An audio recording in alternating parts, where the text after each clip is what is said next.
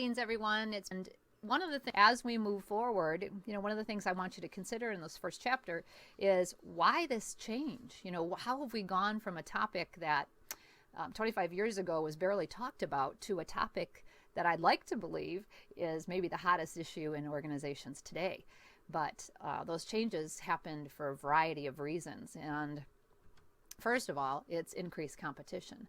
As I hope you know from your introductory courses and studying this field, we are more dynamic and diverse than we've ever been in the history of time. So as a result of that, we have a lot of people fighting for people's time, their attention, their money, whether it's discretionary or business related, leisure, pleasure and or work. We have a lot of competition, and we've never had more. So even we refer to competition in two phases. There's direct competition that makes a lot of kind of logical sense to people. If you're a golf course, you're competing with other golf courses in the area. But if you're a movie theater, as an example, who's your competition? So we call that more indirect competition, because there may not be 5 different movie theaters in a market. If you're, chances are there's one, or there's a large company that owns, them in the area. So your competition really becomes how people always think. Are they thinking, I'm thinking about 2 different movie companies to go to? No, they're thinking about, do we want to go to the movies tonight, or do we want to go ride our bikes in the park, or do we want to hang out at home and watch a movie? So the competition differs for something like that than it does a more direct experience like golf. So increased competition, hands down. I've had lots of clients over the years. I mentioned my service work in my introduction and the work with the industry, largely marketing related, and largely they come and want to talk to me or want us to work with them because they're struggling generally because there's a lot more competition today, and they haven't been strategic in the past about their efforts. They were lucky. They were the only one in the area doing what they were doing. They were known for that, and if you're really good at something, then you can bet competitors are coming right behind you as well. So increased competition was one of the reasons, and the fact that we have a challenging economy, and I would argue either way has driven a greater emphasis towards marketing. So the fact that several years ago it was an incredibly tough economy, that drives people sometimes to be more strategic about their marketing, because they're really trying to figure out how to survive this kind of situation. Conversely, when the economy is robust and rich, they also want to take opportunities to grab those discretionary dollars or time if they can. So we haven't seen HTM organizations always react to that in a good way. I'd like to hope in all cases they're thinking about marketing all the time, because as you know, marketing is everything, but it certainly permeates everything. So we should, again, eventually get to organizations that think about marketing all the time as it relates to what we do. In that challenging economy, we wouldn't have a situation where many years ago the Department of Natural Resources, for example, in the times were tough, actually cut marketing out of their budget. They said, we've got to look at a line item that's expendable, and these thousands of dollars that we were going to dedicate to communicating with markets, that's expendable. What's not expendable is opening the park. What's not expendable is a staff person to staff that. But this marketing budget is, or that's how they felt. So those are the things that I really blame us marketers for, because we didn't prove our worth. We didn't prove why that $50,000, $1 million, $5, was worth keeping in the budget, because without it, what would happen?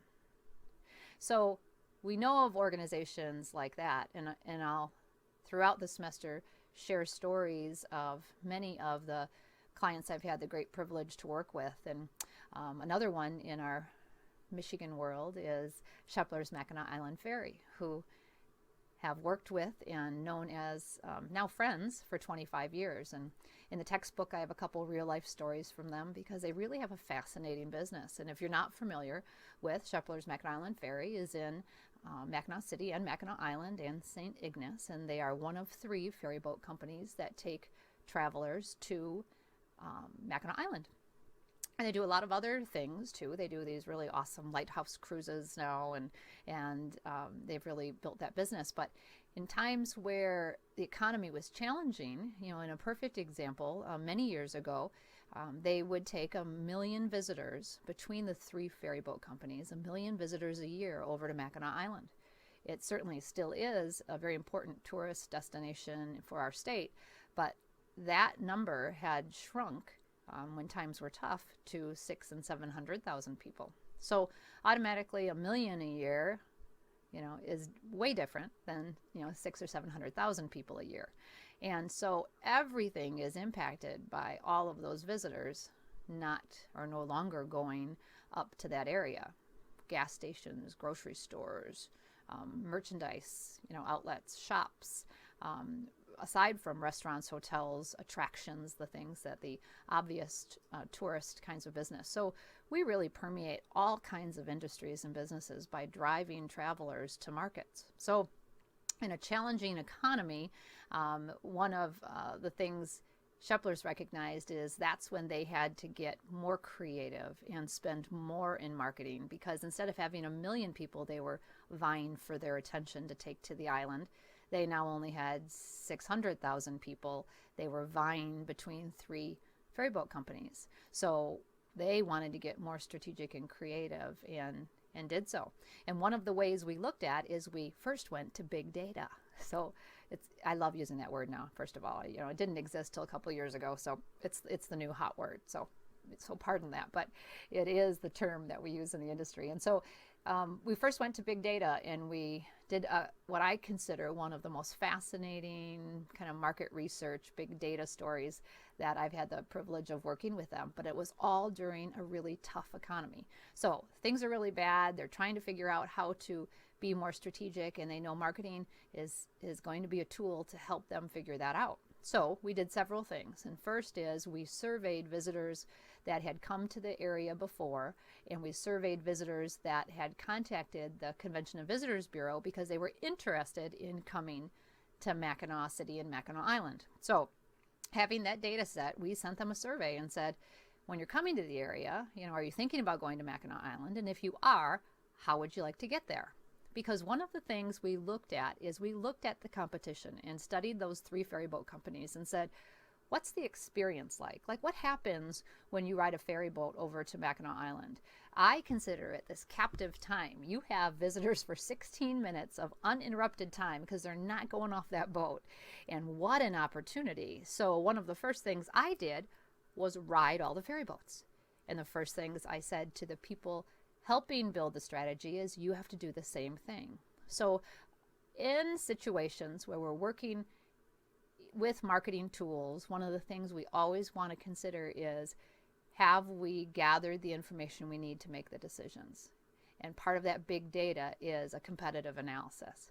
So after we ride the 3 ferry boat lines and have those experiences independently, we regroup and we say, so what did you think? And one of the things we quickly realized is that it was pretty similar. A ferry boat ride was a ferry boat ride. You hop on the boat, you sat there, you talked to the people you were with, nobody really engaged with you, you got off the boat, they either made it clean and safe, but it told you a little bit about the island when you were going to get off, the parking was similar, all those things. But in further looking at the competition, some of the things that they had that Sheplers didn't have is, one, the type of boat. So one had a catamaran, it was newer, it was beautiful. That was a little different feel than their boats that were older. They were incredibly well maintained and clean, but they were a lot older. They lacked that sex appeal, jazzy kind of feeling. Then the third ferry boat company had not very super nice boats either, but they had this fantail that went off the back. So it sprayed this super high, wave that kids certainly liked. But I argue if your kids like it, then everybody likes it, because when kids are happy, parents are happy. So they had a couple things that Sheplers didn't. Conversely, location was a problem. Sheplers were based right downtown Mackinac City, which was lovely, but the other 2 were nestled in this large hotel area of Mackinac City. And so most of the visitors could stay in a hotel and just walk to the ferry boat docks, where they couldn't do that with Sheplers. So The other properties, the competitors, had kind of a better location, and they had really a better product in terms of the boat. Shepler's had better service, but the service experience was pretty much the same, even though they delivered it a little better. So in talking to Bill, we learned from our competition, and then we went out and talked to visitors who were going to come to the area and said, what kind of experience do you want?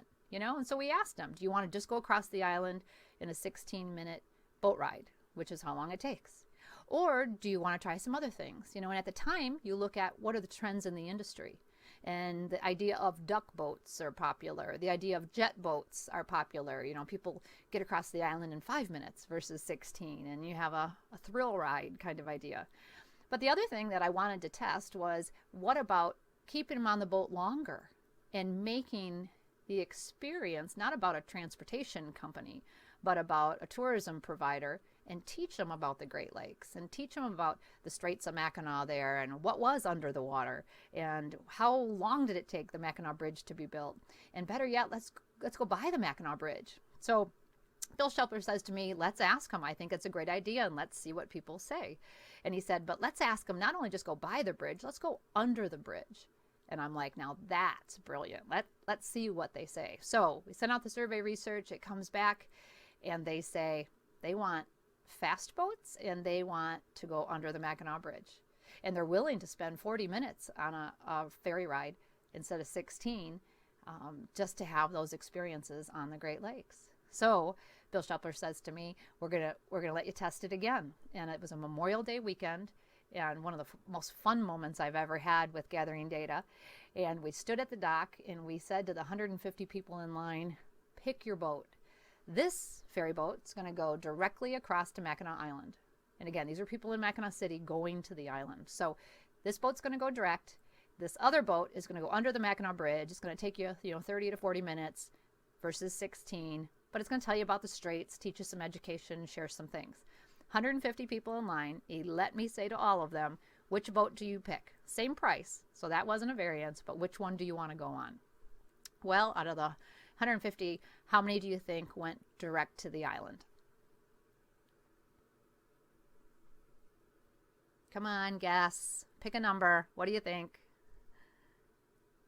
5. The first time we tested it, 5 people went directly to the island. Who were they?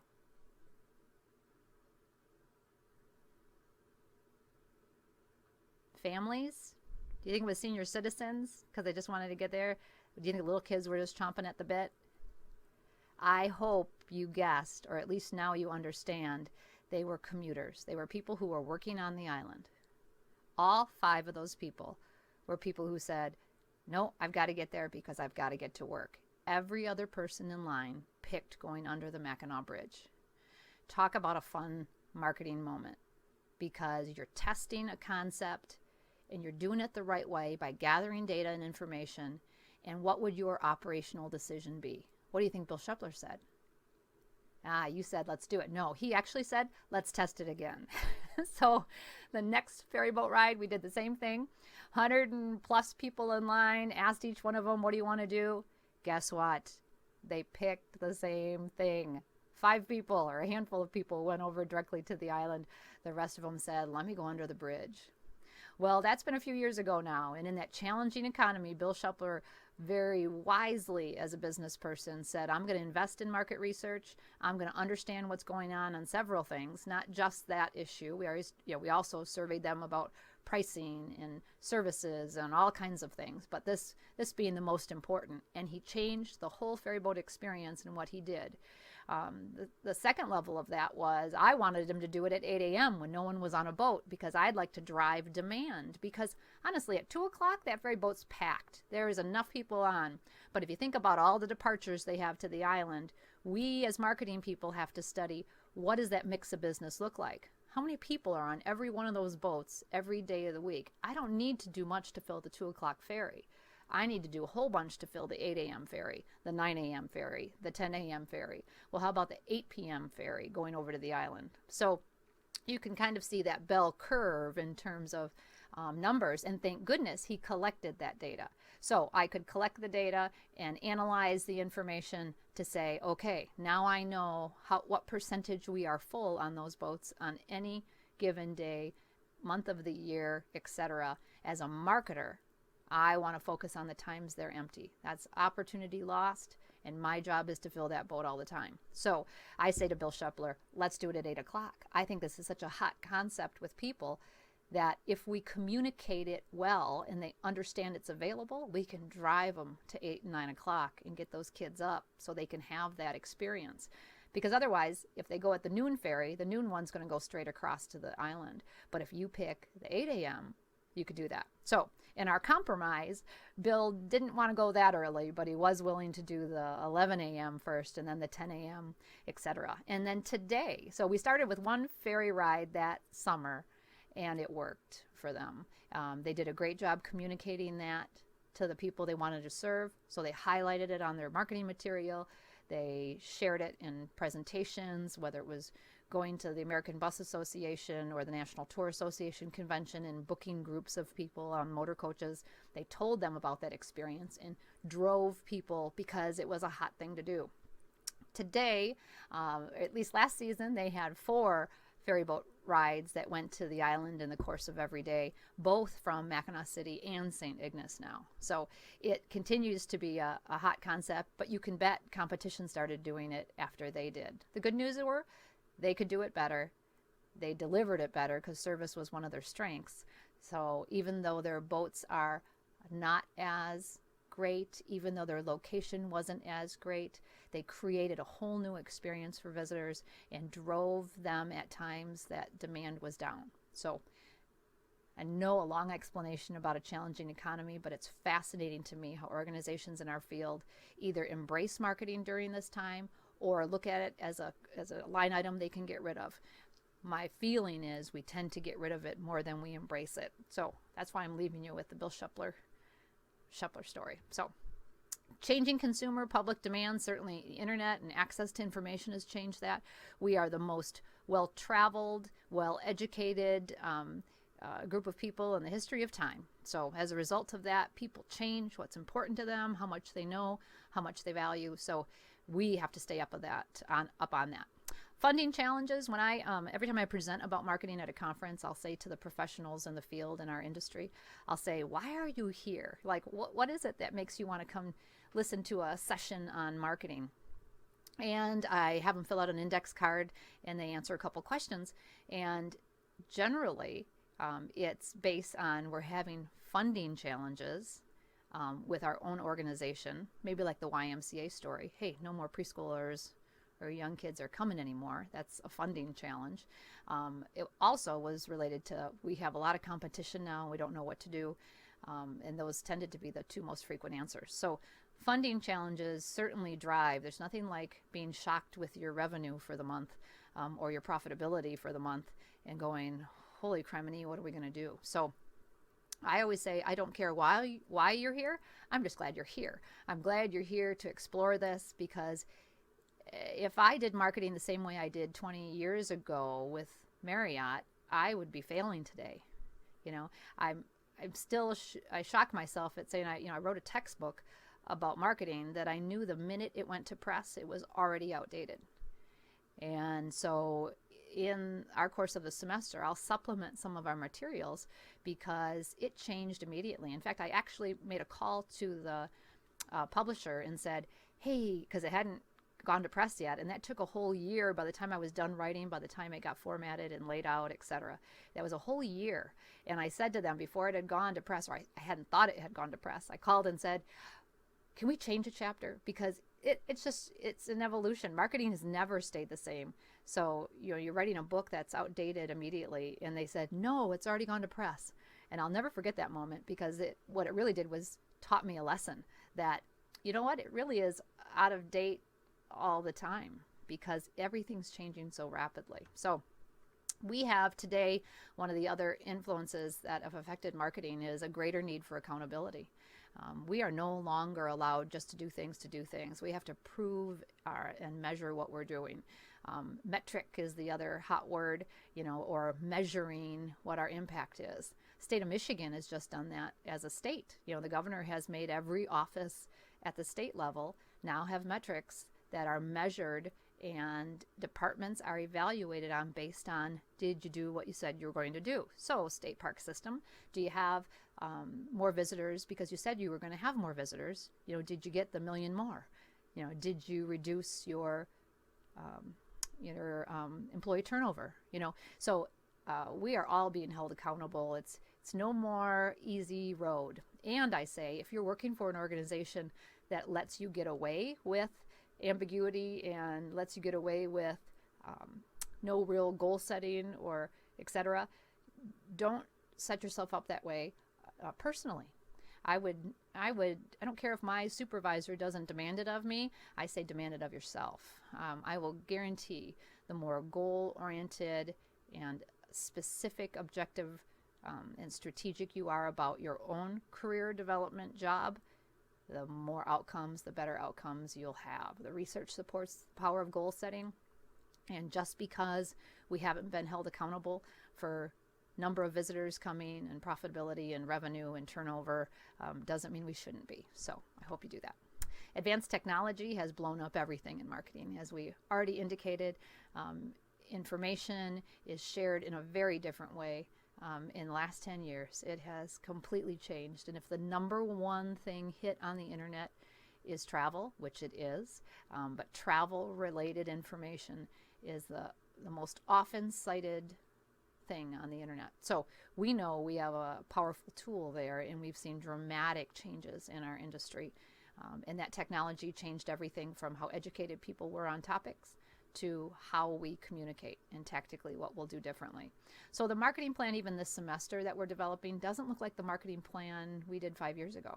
Certainly doesn't look like the marketing plan I did 20 years ago because of many of these changes, and including kind of summarizing, which really this topic relates to many others, that this enhanced globalization, the fact that the world is available to us every minute, really has changed how we operate and why marketing in particular has blown up in importance. So let me wrap up this section, and again, I indicated I would kind of put this chapter into a few different things.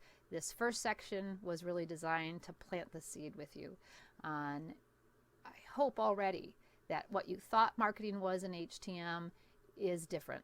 We're going to look at it differently. We're going to look at it in terms of what our attitude is about it, how we think about it, and where, most importantly, it should be in HTM organizations today, and how we help get us there. So come on back to the next section. I'll look forward to seeing you in a few.